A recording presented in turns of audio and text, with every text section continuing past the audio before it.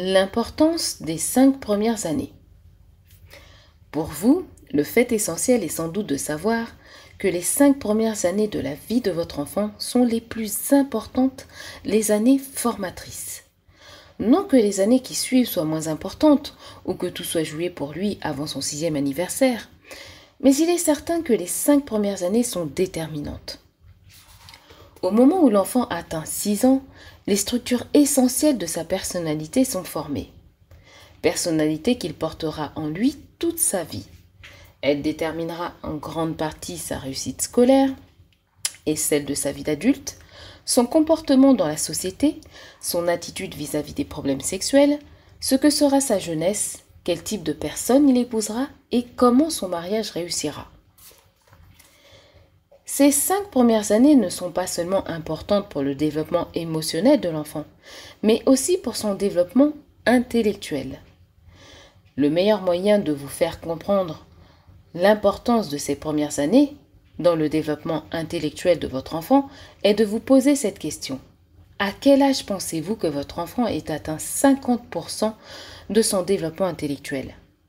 À 21 ans, 17 ou 12 ans? La bonne réponse est 4 ans.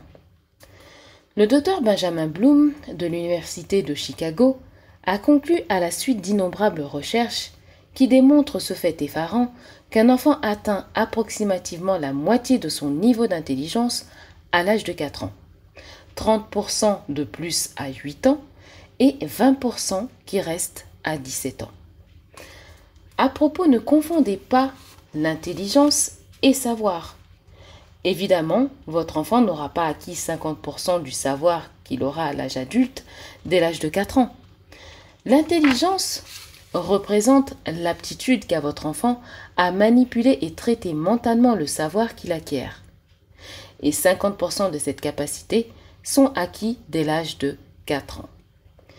Si votre estimation a été fausse, n'en soyez pas troublés. La plupart des adultes sous-estiment beaucoup à la fois l'intelligence et la capacité d'appréhension d'un enfant d'âge préscolaire. On a cru jusqu'à ces dernières années que chacun de nous naissait pourvu d'une certaine dose d'intelligence innée, fixée par l'hérédité et définitive. De récentes recherches ont démontré qu'il n'en est rien. Le type de stimulation intellectuelle qu'un enfant reçoit dans les 5 premières années de sa vie détermine essentiellement son intelligence d'adulte.